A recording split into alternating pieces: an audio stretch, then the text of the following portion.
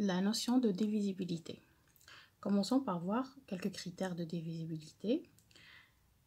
On dit qu'un nombre est divisible par 2. Il est divisible par 2 si son chiffre des unités est pair, c'est-à-dire 2, 4, 6 et 8. Le chiffre des unités est pair. C'est simple, d'accord. Un nombre est divisible par 5 si son chiffre des unités est soit 0, soit 5. Par exemple, c'est 10, 15, 20, les multiples de la table de multiplication du 2, 5. Un nombre est divisible par 10 si son chiffre des unités est 0. Tous les chiffres qui ont, les nombres qui ont un chiffre d'unité qui est 0 sont divisibles par 10. Un nombre est divisible par 3 si la somme de ces chiffres est divisible par 3. C'est-à-dire, par exemple, si on prend un nombre et qu'on va faire la somme de ces chiffres. On va voir s'il est divisible par 3 ou non. On va prendre un nombre, par exemple.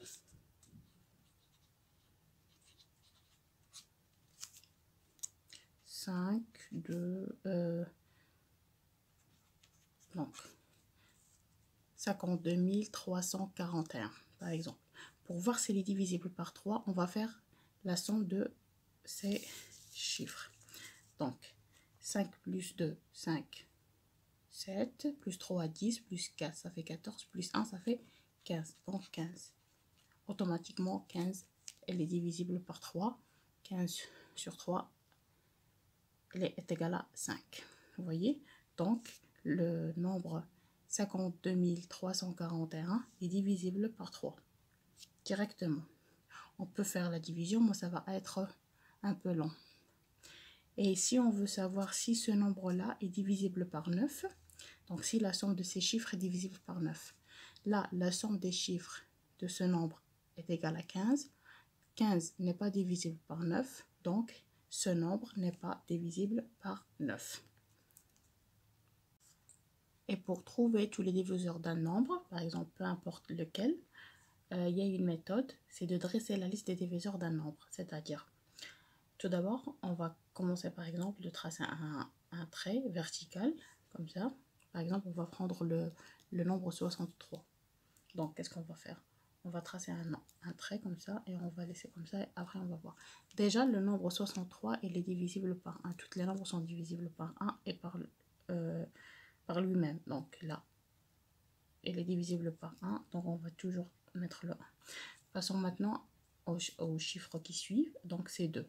Donc on va voir si le 63, est-ce qu'il est divisible par 2? 63 sur 2 est égal à 31,5. Là, vous n'avez pas un nombre entier. Donc, on va dire qu'il n'est pas divisible par 2. D'accord? Il n'est pas entier. Les nombres entiers, c'est les nombres qui ne possèdent pas de virgule. D'accord, passons maintenant à voir. Le 63, est-ce qu'il est divisible par 3? Directement, on va savoir qu'il est divisible par 3 parce que la somme de 6 plus 3 est égale à 9 et 9 elle est divisible par 3. Donc 63 sur 3 est égal à 21. Vous voyez, donc on va écrire 3 là et 21 on va l'écrire là. Ici on va écrire 63. Parce que 63 sur 1 est égal à 63, 63 sur 3 est égal à 21. Passons maintenant à voir, est-ce que 63 il est divisible par 4? Bon, 63, elle n'est pas divisible par 4, parce que déjà le 4, c'est un nombre pair ici. Ça va nous donner 63 n'est pas divisible par 4. 63 n'est pas divisible par 5, parce que les nombres qui sont divisibles par 5, ce sont les chiffres où le chiffre des unités est égal à 0 ou bien 5. Là, on a le 3, donc il n'est pas divisible par 5.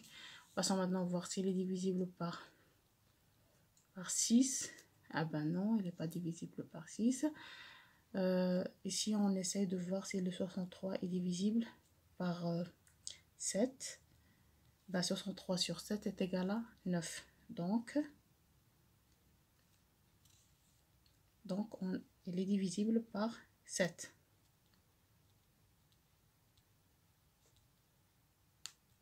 Et on va l'écrire ici, 7, qui va nous donner un 9. D'accord? Et pour... déjà, c'est bon, elle est là, le 9. Et on va voir si le 63 est divisible par 9. Donc, c'est normal parce que déjà, il est divisible par 9. Il va nous donner un 7. Donc, et à la fin, comme réponse, on va dire que les diviseurs, on va prendre tous les nombres qui sont là. C'est une méthode pour trouver tous les diviseurs d'un nombre. Les diviseurs de 63 sont, on va les écrire tous, le 1, le 3, le 7, le 9, le 21 et bien sûr le 63. Et voilà. Comme vous voyez, c'est simple pour trouver un diviseur d'un nombre.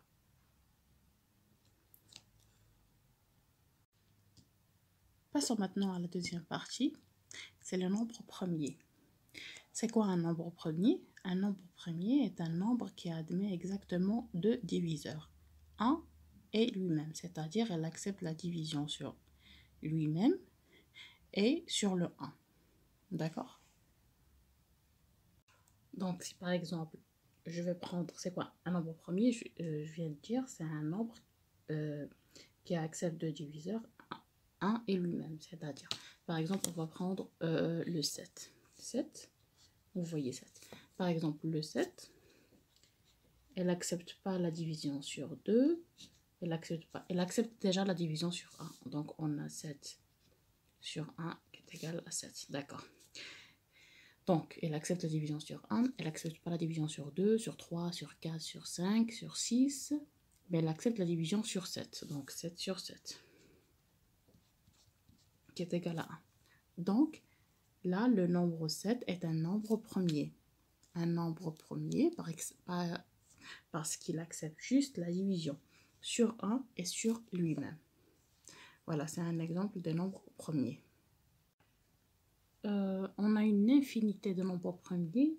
Par exemple, si on prend le 1, elle accepte la division sur 1 et sur lui-même. Mais le 1, lui-même, c'est le 1. Donc, le 1, c'est pas un nombre premier. Il est défini comme ça, c'est pas un nombre premier. Donc, on aura le 2, le 3, le 5, le 7, le 11, le 13. Comme vous voyez, hein, on a une infinité de nombres premiers, le 17, le 19. Donc, il y a une infinité, il y a une infinie de nombres premiers. On ne peut pas s'arrêter jusque-là parce qu'il y a des nombres, des millions qui sont des nombres premiers. Maintenant, passons à voir les nombres premiers entre eux. C'est quoi les nombres premiers entre eux? On dit que deux nombres sont premiers entre eux lorsque leur seul diviseur est 1. C'est-à-dire qu'ils ont un seul diviseur en commun. On va prendre un exemple pour bien comprendre. Si par exemple on prend le 49 et le 63.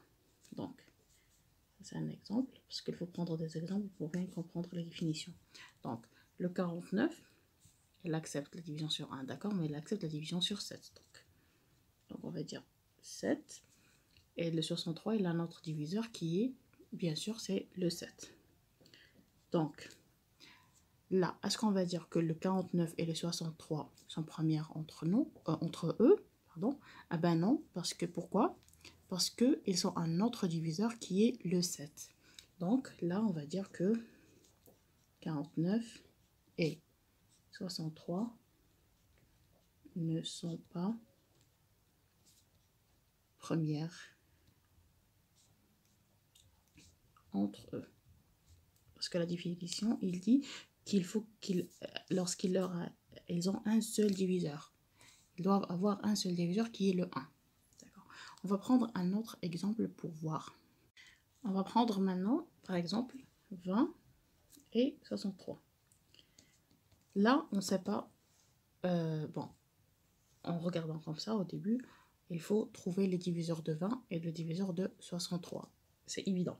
Donc, pour les trouver, on va retourner en fait comment trouver un diviseur d'un nombre, ce que j'ai bien défini au début de la vidéo. Donc, mais en tout cas, je vais vous donner les diviseurs de 20 et les diviseurs de 63. Donc, elle accepte la division sur 1, sur 2, sur 5, sur 10 et sur 20.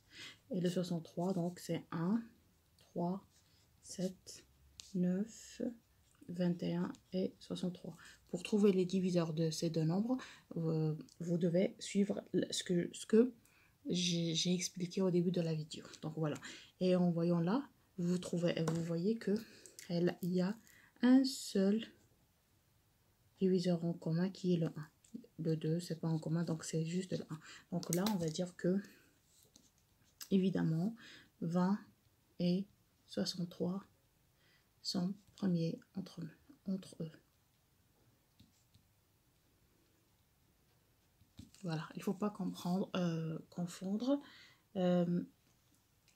les nombres premiers et les nombres premiers entre eux. Les nombres premiers, c'est des nombres qui acceptent exactement deux diviseurs, c'est-à-dire, voilà la définition. Un nombre premier est un nombre qui admet exactement deux diviseurs, le 1 est lui-même, obligé. Et des deux nombres premiers entre eux, c'est lorsqu'ils ont un seul diviseur qui est le 1. D'accord? En commun, c'est-à-dire en commun. Voilà.